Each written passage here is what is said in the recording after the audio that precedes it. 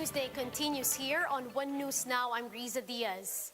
Fresh updates from Maguindanao. The firefight between the BIFF and the Army in Datu Paglas is now under control. That's according to Lieutenant Colonel John Paul Baldumar, spokesperson of the 6th Infantry Division. The Army is now conducting clearing operations. Several improvised explosive devices have been confiscated. No affected residents have been sent to evacuation centers.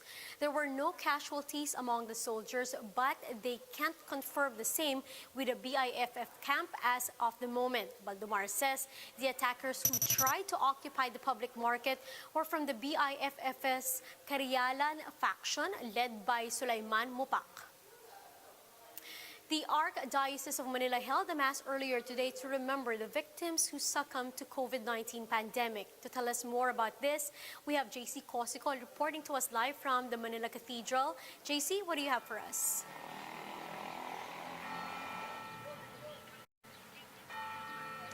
Riza, the priests of the Archdiocese of Manila gathered here for the Mass for the Dead to mourn those who died of COVID-19.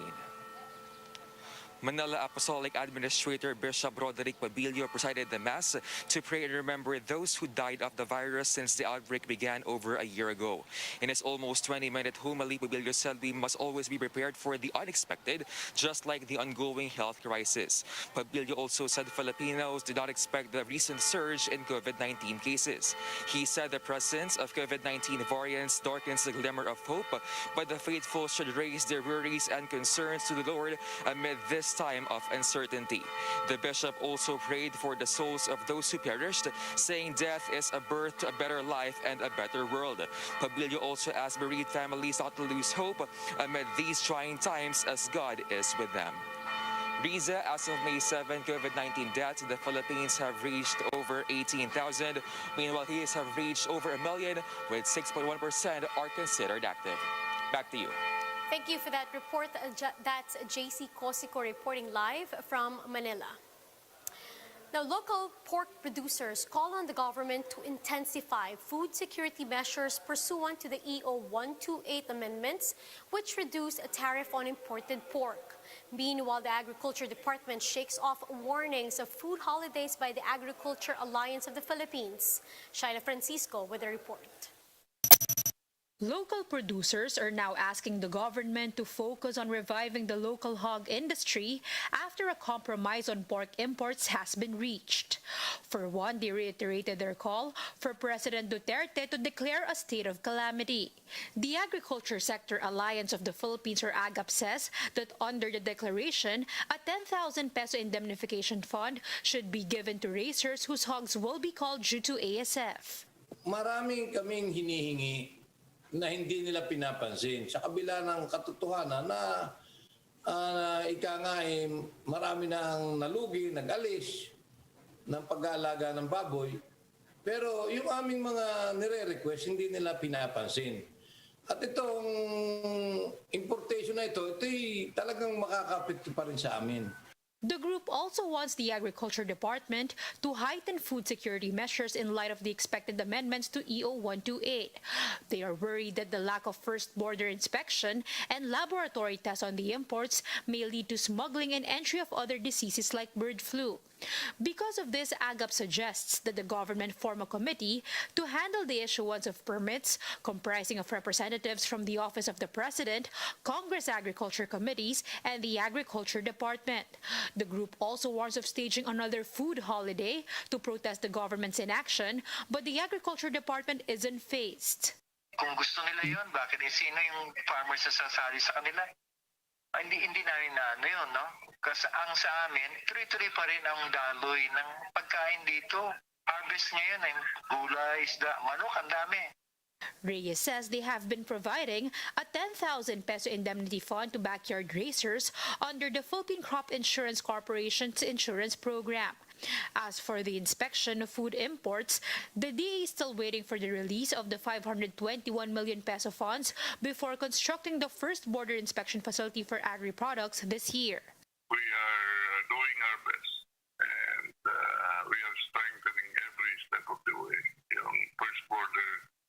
Shaila Francisco, we are One News.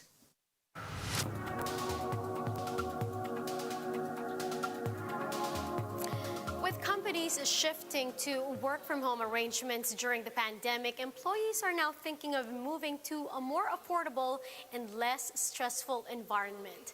Emily Cadman explains how COVID reshaped the real estate on Bloomberg Quick Take. So it's really quite interesting at the moment, actually. We're seeing the same sort of trends play out in global cities, whether you're talking here, New York, London, Sydney, where I'm sitting right now. The picture is actually remarkably similar. Record low interest rates everywhere means that we're actually seeing house prices really hold up, which is highly unusual when you get a global recession, because clearly you normally see them fall. Apartments, maybe there's less competition to buy than there used to be, but we have seen prices for apartments plummet. Instead, what's been happening is, cheap money and, government forbearance promises mean there haven't been any distressed sales. And where the real action, though, is out in the suburbs. We're seeing bidding wars erupt in leafy areas with more space, as people are betting that maybe they don't actually need to be in the office full-time ever again.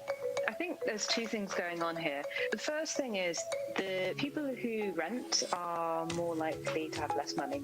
So, the big job losses we've seen, in everything from hospitality to everything else, has obviously depressed rents at all levels of the market. And, that does filter through. And equally, people who are rent are more mobile, they're making a bet on where they're going to live for the next 6 months. So, you're more likely if you're renting to think that actually, for the next 6 months here, maybe I'm going to go further out, maybe I'm going to move. And if things get back to normal, whatever normal might look like, I can always come back to the city. Whereas if you're buying a property, this is your bet for at least a few years. So people tend to be looking at that with, more of a longer term attitude.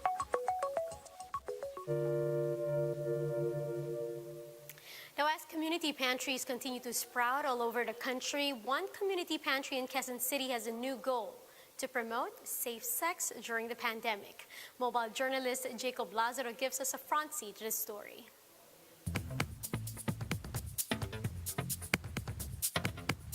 One month after the first community pantry sprouted up, this is its newest evolution, a pantry for sexual health.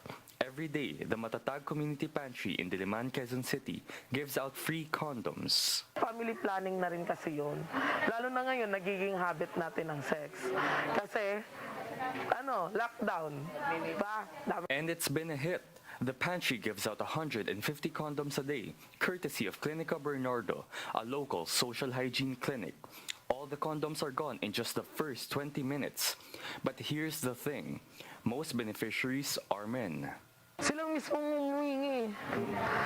Gusto namin yan, gusto namin. Tapos magtatawanan yung mga kasunod. Women who usually bear the burden when men do not practice responsible parenthood have been hesitant to ask. The Filipino society is still quite conservative in that area. We're still trying to change the way people think. The community pantry also encourages people to get tested for HIV and provides contacts for cases of domestic abuse.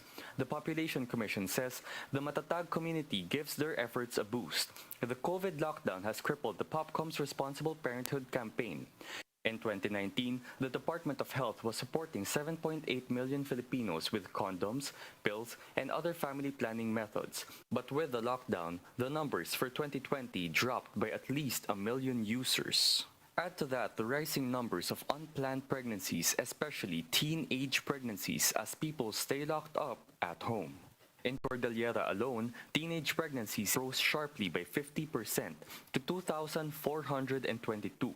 In 2020, for 2021, the University of the Philippines Population Institute projects unplanned pregnancies to go up by another 200,000 from the annual average of 500,000. The Popcom is considering supplying contraceptives to community pantries. I'm Jacob Lazaro, and we are One News.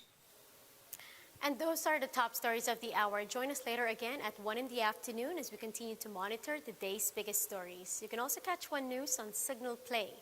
Register for a free account now at www.signalplay.com and stream One News live anytime, anywhere. I'm Riza Diaz. Mask on, wash hands, and stay safe, Philippines. We are One News.